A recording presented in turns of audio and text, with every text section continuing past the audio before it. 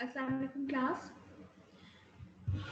आज हम स्टार्ट करेंगे। ये हमारा लेक्चर नंबर 5 है, ठीक है। ये लास्ट चैप्टर है आपका जो कि फाइनल टर्म में इंक्लूडेड है और इस चैप्टर का नाम है स्ट्रक्चरल एनालिसिस। बेसिकली इसके सिर्फ 3 टॉपिक्स हैं जो इंक्लूडेड हैं आपके सिलेबस में, लेकिन उन 3 को समझने के लिए हमें कुछ और चीज़ें अंडरस्टैंड करनी है। 1 टॉपिक और 6.2 जो है उसे भी देखना पड़ेगा। मैं बताऊंगी कि आपने किस तरह से पढ़ना है। आपने उसी तरीके है कि मेन बस इसमें से आपने कंसेप्ट लेना है, डेफिनेशंस लेनी है, ठीक है। पूरे ये टॉपिक जो हैं वो आपने याद नहीं करने हैं, ठीक है। तो मैं साथ साथ आपको यहाँ पे बताती जाऊंगी। आप देखिए यहाँ पे सबसे पहला जो टॉपिक है वो है सिंपल ट्रसेस, ठीक है ना। ये बेसिकली आपके पास क्या है, स्ट्रक्चरल एनालिसिस है और इसका ये जो पहला टॉपिक है ये आपके पास है सिंपल ट्रसेस। अब सबसे पहले हम देखते हैं कि ट्रस होता क्या है। A truss is a structure composed of slender members joined together at their endpoints. तो अगर आप देखें ट्रस क्या है, एक स्ट्रक्चर है जो कि स्लेंडर मेंबर से मिलकर बनता है और वो सारे जो मेंबर्स हैं वो अपने एंड पॉइंट्स पर ज्वाइन होते हैं, तो मिलके ये जो है आपके पास ट्रस बनता है। ये आप फिगर देखें 6.1, इसमें आपके पास 2 ट्रस्ट मेंबर्स दिखाए हुए हैं। ट्रस्ट बेसिकली ये भी ट्रस्ट स्ट्रक्चर है, ये भी ट्रस्ट स्ट्रक्चर है। ये है आपके पास सिलेंडर मेंबर्स, ठीक है। अगर आपको ये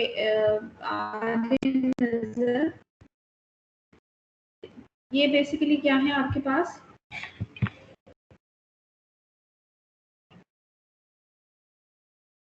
ये है ट्रस्ट मेंबर, ठीक है। ये भी ट्रस्ट मेंबर है, ये भी ट्रस्ट मेंबर है। ये मिलके क्या बना रहे हैं, एक ट्रस्ट बना रहे हैं और ये जो आपके पास तीनों हैं ये क्या है, सिलेंडर मेंबर्स हैं। Trust is a structure composed of slender members. ये slender members join together at their end points. ये इनके end points हैं, इस पे ये join together हैं, तो ये मिलके क्या बना रहे हैं, एक ट्रस्ट बना रहे हैं। The members commonly used in construction consist of wooden truss और metal bars. Usually ये metal की बनी होंगी या wooden की बनी होंगी। अब ये देखिए, ये स्ट्रक्चर देख के आपके जहन में आ रहे होंगे कि इस तरह के वुडन स्ट्रक्चर्स भी आप लोगों ने देखे। इवन आपके बेड्स वगैरह में भी जॉइंट्स यहाँ लगे होते हैं, 3-4 मेंबर्स जो है वो मिलके एक जगह पे अटैच हुए होते हैं। वो भी बेसिकली क्या है, ट्रस स्ट्रक्चर ही है। तो वुडन के भी बने होते हैं, मेटल बार्स के भी होते हैं। और जो जॉइंट्स होते हैं, the joint connections are usually formed by bolting or welding the ends of the members to a common plate called as gusset plate. Usually क्या होता है कि जो इनके एंड पॉइंट्स होते हैं वो एक कॉमन पॉइंट पे ज्वाइन होते हैं और या तो उन पे वेल्डिंग हुई होती है या फिर कोई आप नट बोल्ट वगैरह लगा के उनको ज्वाइन कर देते हो, या बाज़ औक़ात क्या होता है प्लेट्स होती हैं, जैसे ये है गज़ट प्लेट, इसके ऊपर नट्स वगैरह लगे होते हैं, तो वो उससे क्या होते हैं, एक दूसरे से ज्वाइन होते हैं।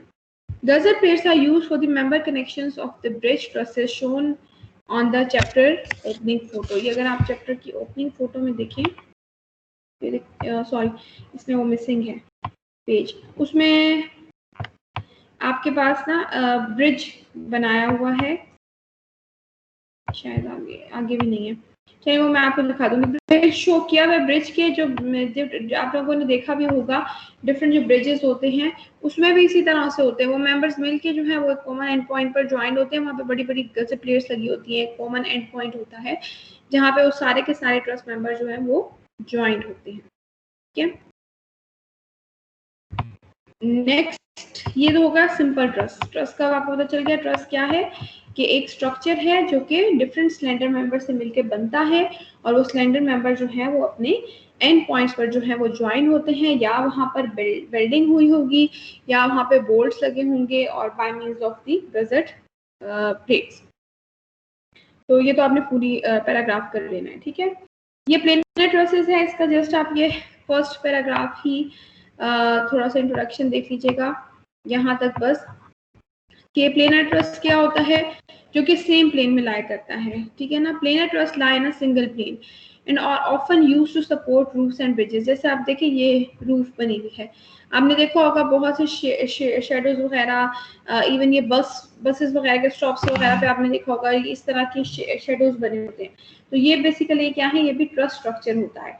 अब ट्रस स्ट्रक्चर में प्लेनर ट्रस क्या है, जो कि एक ही सिंगल प्लेन के अंदर होगा। फॉर एग्जांपल ये जो सामने शो हो रहा है इस टाइम ABCDE, जिसको अलग से भी शो करके दिखाया हुआ है, क्योंकि इसके सारे मेंबर जो हैं वो एक ही प्लेन में लाया कर रहे हैं।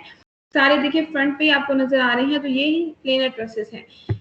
दूसरी तरफ वाला एक प्लेन में होगा, अगर ऊपर कोई स्ट्रक्चर्स हैं तो वो एक प्लेन में होंगे। तो ऐसे ट्रसेस को जो एक ही सिंगल प्लेन में लाया करते हैं उन्हें हम क्या कहते हैं, प्लेनर ट्रसेस कहते हैं।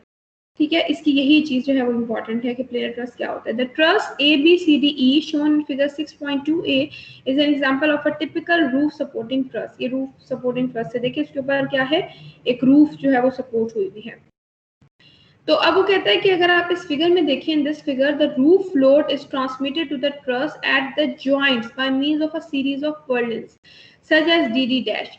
अब ये क्या है कि ये रूफ है, यानी ये ऊपर वाली रूफ है और ये आपके पास स्ट्रक्चर है। अब रूफ का कोई ना कोई वजन है, कोई ना कोई लोड है, तो वो लोड जो है वो इस ट्रस के ऊपर पड़ रहा है। लेकिन वो किस तरह से पड़ रहा है, वो कुछ खास पॉइंट्स पर पड़ रहा है। अगर आप देखें तो सिर्फ DD डैश पे D पे पड़ रहा है या C पे पड़ रहा है, ये जो ये लाइंस हैं सिर्फ इन पर जो है आपके पास क्या कर रहा है, लोड पड़ रहा है। वो कहता है एक स्ट्रक्चर होता है पर्लिन जिसे कहते हैं, वो इस तरह का स्ट्रक्चर होता है कि आपके पास पूरी यहाँ पे एक पूरा रॉड होगा, पूरी लाइन होगी,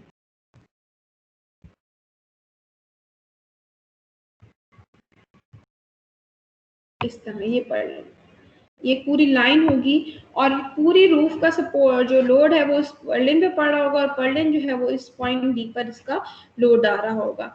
तो इन शॉर्ट हम ये कहना चाहते हैं कि जो भी वजन है ना वो कुछ स्पेसिफिक पॉइंट्स पे पड़ा होगा। ऐसा नहीं होगा कि थ्रू आउट इस पे हर पॉइंट पर जो है कोई ना कोई फोर्स लग रही है, बल्कि इसके जो जॉइंट्स होंगे उन पर जो है आपका जो भी लोड है वो लग रहा होगा। जैसे फॉर एग्जाम्पल यहाँ पे रूफ का आपके पास लोड है, तो इसका जस्ट आपने फर्स्ट पैराग्राफ देख लेना है, ठीक है, कि प्लेनर ट्रसेस क्या होते हैं।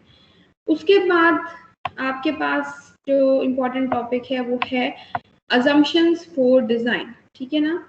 assumptions फॉर डिजाइन ये आपने पूरा करना है ये टॉपिक, ठीक है। assumptions बड़ी इंपॉर्टेंट है। जब भी आप कोई डिजाइन करने लग जाते हैं, जब भी आप कोई भी किसी तरह की मेंबर्स की डिजाइनिंग हो या चाहे वो ट्रसेस की डिजाइनिंग हो, तो आप कुछ अजम्पशंस करते हैं, ठीक है। वो अजम्पशंस बड़ी इंपॉर्टेंट है कि क्या अजम्पशंस करेंगे, उसके बगैर जो है वरना आप जो है वो कैलकुलेशंस वगैरह सॉल्व नहीं कर सकते हैं। तो अगर आप देखिए assumptions for डिजाइन यहाँ पर, तो वो कहता है to design both the members and the connections of a trust. दो चीजें हैं इंपॉर्टेंट, देखिए कौन कौन सी। पहली चीज है मेंबर्स, ये है मेंबर्स। जैसे फॉर एग्जांपल ये C और D, ये एक मेंबर है, ये एक मेंबर है, ये एक मेंबर है, ये सारे जो हैं आपके पास क्या है, मेंबर्स हैं। यानी ये मेंबर है, ये भी मेंबर है, ठीक है, ये भी मेंबर है। इसी तरह आपके पास ये भी एक मेंबर है, ये भी मेंबर है। ये सारे मेंबर्स हैं और ये एक पॉइंट पर क्या है, ज्वाइन हुए हुए हैं। तो दो चीजें बेसिकली स्ट्रक्चर में शामिल होती हैं, एक तो मेंबर्स और दूसरा क्या होता है, जॉइंट्स होते हैं।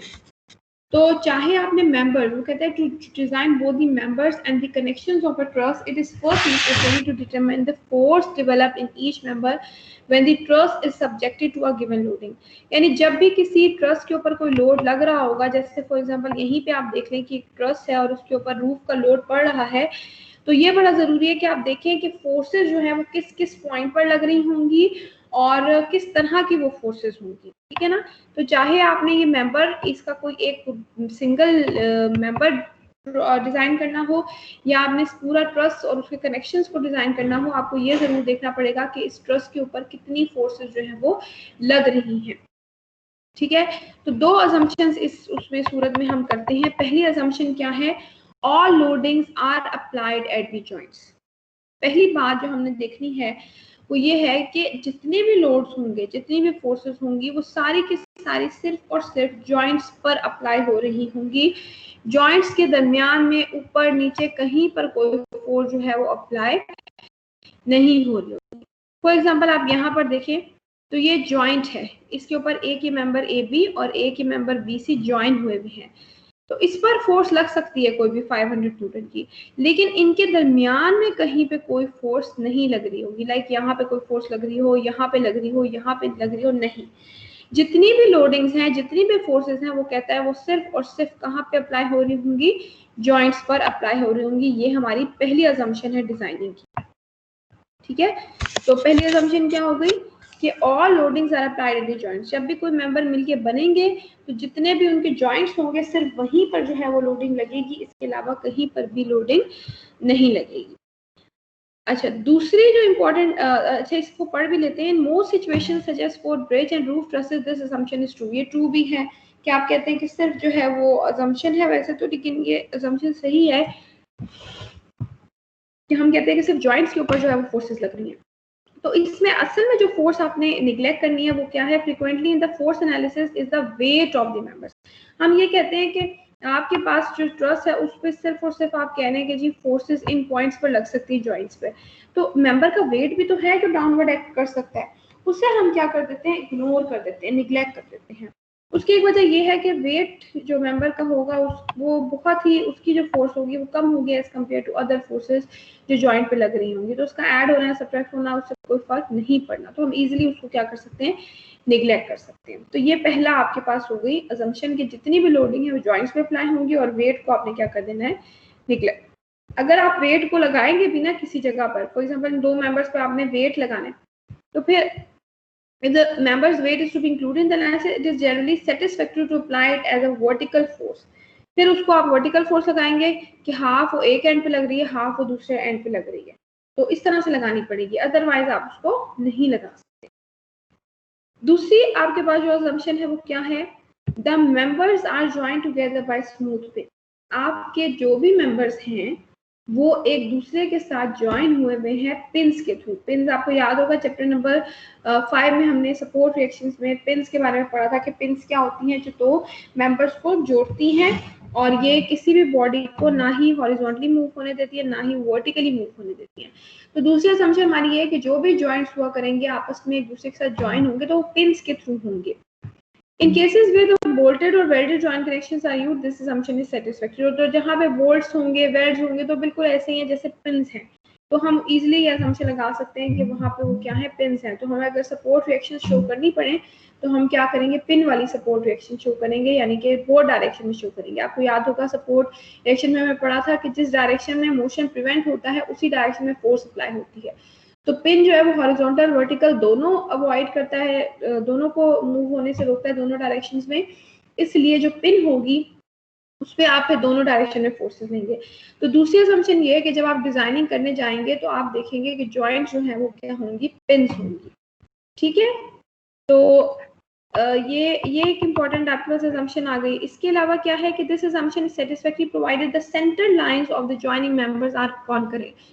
इसका मतलब क्या है कि सेंट्रल लाइंस, यानी अगर फॉर एग्जांपल ये वाली आप एग्जांपल ले लें ट्रस की, तो बी सी की जो सेंट्रल लाइन होगी और बी ए की जो लाइन होगी वो सारी क्या होंगी? कॉन्करेंट होंगी। यानी अगर हम इसमें से बी सी में एक लाइन ड्रॉ करें इसके अंदर से, ठीक है, बिल्कुल सेंटर से, तो वो यहाँ से जब पास करेगी तो बी ए की जो लाइन है वो भी उसी पॉइंट से पास करेगी, और ए सी की जो लाइन है वो भी उसी पॉइंट से पास करेगी। इसको मैं आपको जरा शेयर करके दिखा देती हूँ।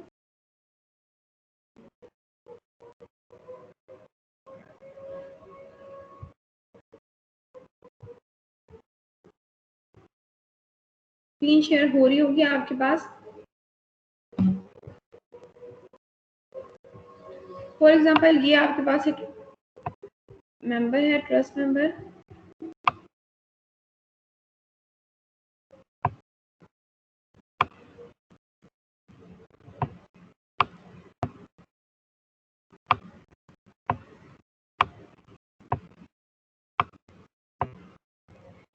ठीक है। तो इसके सेंटर से अगर आप बिल्कुल सेंटर में एक लाइन ड्रॉ करें, ठीक है, और आप इसके भी इस ट्रस्ट मेंबर के भी सेंटर से एक लाइन ड्रॉ करें, तो वो कहता है कि वो कॉन्करेंट है, यानी वो एक ही देखिए पॉइंट से क्या हो रही है? पास हो रही है। इसी तरह थर्ड से अगर आप लेंगे तो वो भी क्या होगा? एक ही, ये तीनों कॉन्करेंट है, सेंट्रल लाइंस तीनों कॉन्करेंट है, यानी वो एक ही पॉइंट के ऊपर से क्या करेंगी? पास होंगी। इसे हम कहते हैं कॉन्करेंट। तो ये दूसरी assumption से आपके पास ये चीजें आती हैं कि ये आपने करना है।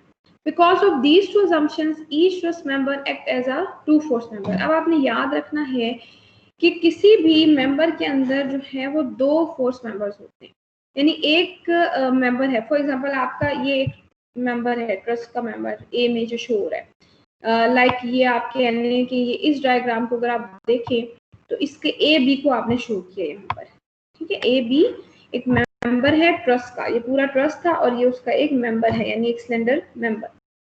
तो अब आपने इसको शो किया है तो आप देखिए इस पे दो तरफ फोर्सेस लगेंगे, टू फोर्स मेंबर्स होंगे, एक अपवर्ड और एक डाउनवर्ड, यानी ये और एक अप, ये देखें दो डायरेक्शन कोई भी हो सकती है। अगर आप खींच रहे हैं उसको, if the force tends to elongate the member it is a tensile force, अगर वो मेंबर को खींच रही है, elongate कर रही है तो वो टेंसाइल फोर्स है, और अगर वो फोर्सेस जो है वो मेंबर को कंप्रेस करनी है तो वो फिर कंप्रेशन फोर्सेस है। अब मैं इसको पढ़ रही हूँ दोबारा से, आप देखिए। Because of these two assumptions, each trust member act as a two force member, यानी कि हर के आपके जो मेंबर है उसके ऊपर दो फोर्सेस लग रही होंगी उनके एंड्स के ऊपर। अब वो डिपेंड करता है कि वो इलोंगेट कर रही हैं उस मेंबर को या वो कंप्रेस कर रही हैं। अगर तो वो इलोंगेट कर रही होंगी, खींच रही होंगी तो फिर वो टेंशन फोर्स होगी, और अगर वो उसको प्रेस कर रही हैं तो फिर वो कंप्रेशन फोर्स होगी, ठीक है। तो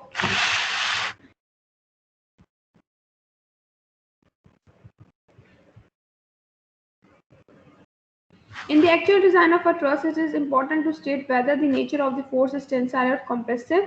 Often, compression members must be made thicker than tension members because of the buckling or column effect that occur when a member is in compression. ये आगे जब आप न्यूमेरिकल्स में करेंगे तब आपको क्लियर हो जाएगा कि आपको कैसे पता चलेगा कि कोई फोर्स जो है वो टेंशन फोर्स है और कोई फोर्स जो है वो कंप्रेशन फोर्स है। कहीं पर जो है वो दबाव आ रहा होगा और कहीं पर खिंचाव पैदा हो रहा होगा मेंबर के अंदर।